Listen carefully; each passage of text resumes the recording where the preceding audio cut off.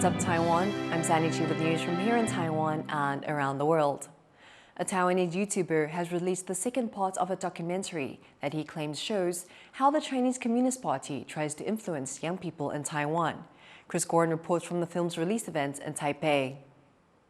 The Chinese Communist Party is enticing young Taiwanese influencers and aspiring entrepreneurs to make pro-unification content in Taiwan. That's according to Wen-je, an internet personality who has just released a two-part documentary detailing China's efforts. At a press conference in Taipei debuting the film's second half, he says his feature will expose how the CCP uses front companies, youth recruitment efforts, and organized crime to attract young people and launder money. Also present at the conference was Taiwanese rapper Chen Po-yuan, who warned young people not to be enticed by business in China. 我想提醒对中共还持有幻想的台湾人，虽然市场看似比较大，但是根本毫无保障。你积累多年的东西，可能一瞬间被化为乌有。也因此，我才下定决心，才终于清醒。大家一定要知道民主的可贵。 Also at the release was founder of semiconductor company UMC and frequent CCP critic Robert Cao.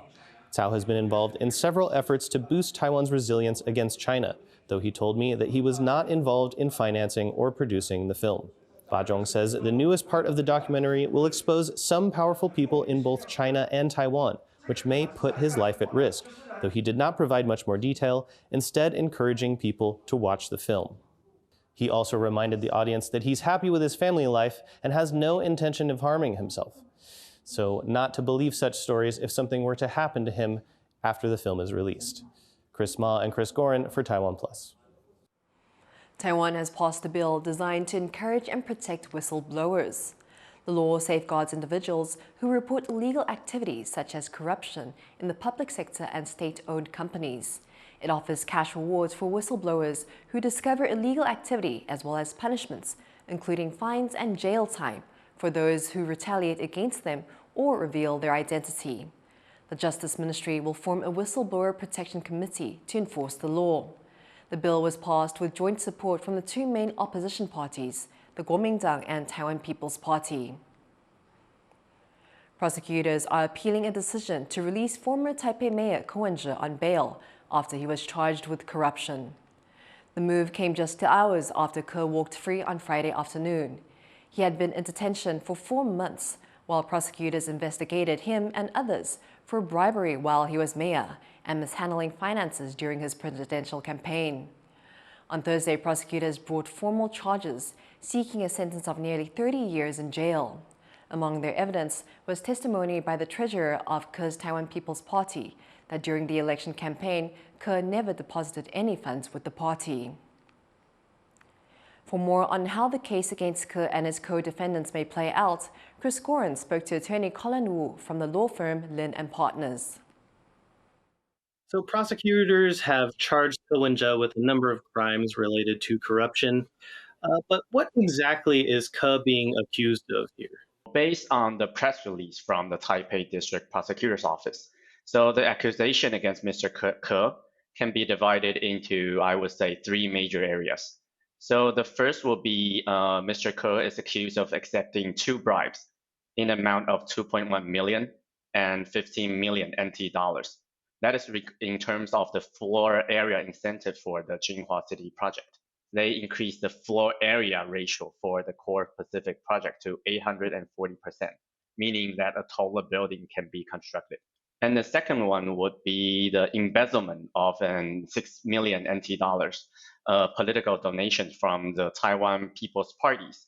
The alleged purpose for the portrait rights and the payment of salaries to the Muke employees and the investment in other companies. Muke is a company that is formed by Mr. Ke, I believe. The third major area will be the misuse of the 8 million funds from the Zhong Wang Foundation to pay the salaries for the personnel involved in election-related activities. So I think another thing worth mentioning is that Ms. Ke pleaded not guilty during the investigation stage and also the detention hearing in the Taipei District Court. Prosecutors have recommended a sentence of more than 28 years if he's convicted of all of these crimes. That seems like quite a lot for white-collar crimes. Is this typical of this kind of case?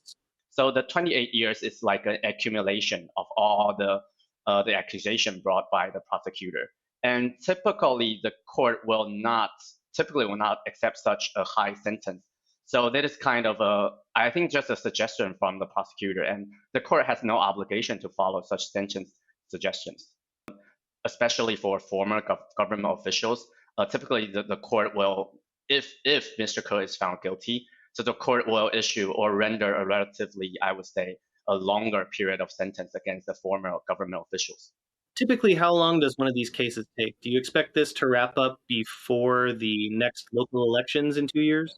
I don't think so, because in my, like, in the sense of the judges, like the practice of Taiwanese court, I don't think that the court will like take into the legislation election into consideration where rendering the judgment. So it will all depend on the progress of this case, such as whether how many witnesses will be subpoenaed during the hearings. So the more witnesses subpoenaed, the longer the trial will be. That was Chris Gorin speaking with attorney Colin Wu. A week-long state of mourning has been announced in India for former Prime Minister Manmohan Singh, who died Thursday at the age of 92. Many credit Singh with helping foster India's economic boom in the early 2000s, which shot the country to global prominence. But his second term was marred by corruption scandals and slower economic growth. World leaders, including U.S. President Joe Biden, sent their condolences remembering the leader. U.S. President-elect Donald Trump is urging the U.S. Supreme Court to delay enforcement of a ban on TikTok. The law requires TikTok's Chinese parent company, ByteDance, to sell the app to a U.S. company or face a nationwide ban. The Supreme Court plans to hear arguments regarding the law ahead of its enforcement on January 19. Many U.S. lawmakers and the Justice Department argue TikTok's Chinese ownership poses a security threat. Others say banning it would violate freedom of speech. Trump has urged the court to delay the law's implementation to allow his incoming administration time to seek a political resolution to the issue. 4 police dogs in Taiwan have been formally honored and sent into retirement. Central Taiwan's police force put their dogs up for adoption and vetted applicants thoroughly to make sure dogs would go to great homes and live out the rest of their lives. Leslie Liao has more. Tiny, Candy, Pinky, and Barbie are 4 good boys and girls who have kept the public safe for years. People may not know it, but these dogs and their nimble noses have done everything from patrolling the streets to sniffing for contraband. After an illustrious career in public service, they're being let go. Not because of poor performance, but because they've reached the ripe old retirement age of 7. The 4 dogs were put up for adoption. But because of their good work, their handlers went out of the way to make sure that they were going to good homes. Close to 100 people applied to take the dogs. 总面积的话是700平，就是一个院子，让他们能够快乐。 At their honors ceremony, the dogs were presented with hordes of new toys, treats, and goodies, all so they can focus on enjoying their retirement instead of taking a bite out of crime. Eason Pan and Leslie Liao for TaiwanPlus. A collector in Taiwan is giving the classic Barbie doll a modern makeover. I met him to learn more about his craft and love of the iconic children's toy. After years of collecting and modifying, Barbie enthusiast Tang Tang is improving on a classic design.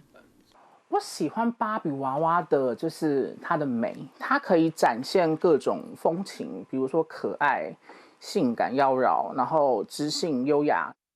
Tang Tang's Barbie collection, which contains over 1,000 dolls from different eras, started when his mother bought him his first one as a child. 我的第一只娃娃就是这个，那它是1997年的金色交响曲。 Since then, he's been collecting them from all over the world. Over the years, Tang Tang's gained a reputation as a Barbie stylist and has made a cottage industry out of giving customers dolls glamorous makeovers, improving their makeup, jewelry, and hairstyles. He says the trick is not overdoing it. 我觉得每个娃娃它都有它原始的特色在，那我们就保留精华，去其糟粕，把它坏的东西改掉就好了，不用到全部重画。我觉得改到它面目全非不是我的本意。From his studio in Geelong in northern Taiwan, he handles around 30 cases a month from customers all over the world. It's a lot trickier than he makes it look. 其实给芭比改造的过程最困难的，我觉得还是化妆部分。对，因为比较小，所以就要更仔细。因为差之毫厘失之千里，你一笔画错了，它就错了。Like every artist, Tang Tang can point to his favorite work, one he thinks reflects the best of the medium, his collection and interests. 我目前其实最喜欢的有2个年代的造型哦。第一个年代是90年代，那其实大家可以看到，它是一个非常完美的大波浪的造型哦。那怎么说？目前最喜欢做呢？是因为我觉得重发型是最能够体现就是芭比她的女人味的，跟也能够最好展现我的技术的啊。那还有一种是50、60年代的风格，就是上世纪50年代的贵妇路线哦。With confidence and pride in his work, Tang Tang is determined to push the boundaries of his craft. He dreams of one day holding his own exhibition to share his passion for Barbies and inspire others with his unique artistic talent. 芭比娃娃其实这么多年以来，它教会了我，就是要懂得欣赏每个人的美，然后要懂得欣赏每一件事物它独特的地方跟它可取的地方。For Tang Tang, the dolls have become more than just a source of income or a collection. They hold a deeper, personal meaning shaped by years of dedication and creativity. Fu Huahong and Sandy Chi for TaiwanPlus. NASA has confirmed its solar probe is safe after becoming the closest human-made object ever to approach the sun. The U.S. Space Agency reported that the Parker Solar Probe is operating normally after flying within 6.1 million kilometers of the sun, passing through its corona. During this journey, the spacecraft endured temperatures of up to 982 degrees Celsius. Launched in 2018, the probe's mission is to gather information about the Earth's closest star. Chilly weather this weekend in Taiwan as a cold front has some regions predicting their lowest temperatures so far this winter. The forecasts had frost chasers making a run for the country's tallest mountains.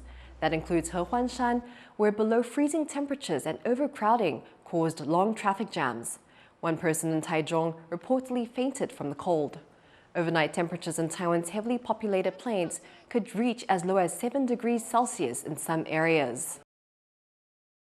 Taipei Metro will offer free rides from the busy downtown stops between midnight and 6 a.m. on New Year's to ensure revelers have an easy time getting home.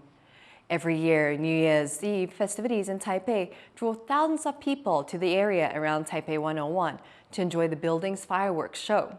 The nearby Taipei Dome will also host a concert featuring some of Taiwan's biggest musical acts.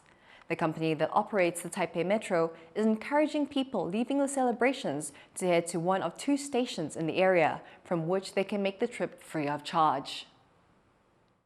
Thank you for watching What's Up Taiwan. You can visit the TaiwanPlus website or follow our social media for more stories from Taiwan and around the world.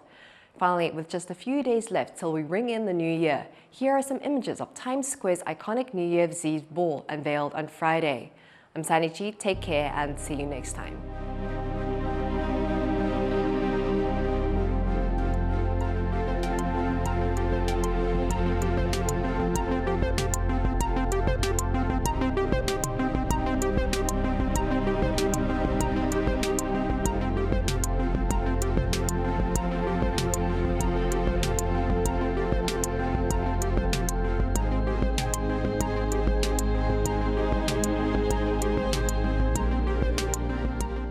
From industrial parks in Taiwan to here in Vietnam, we're bringing you the latest in tech and business news right here on TaiwanPlus News.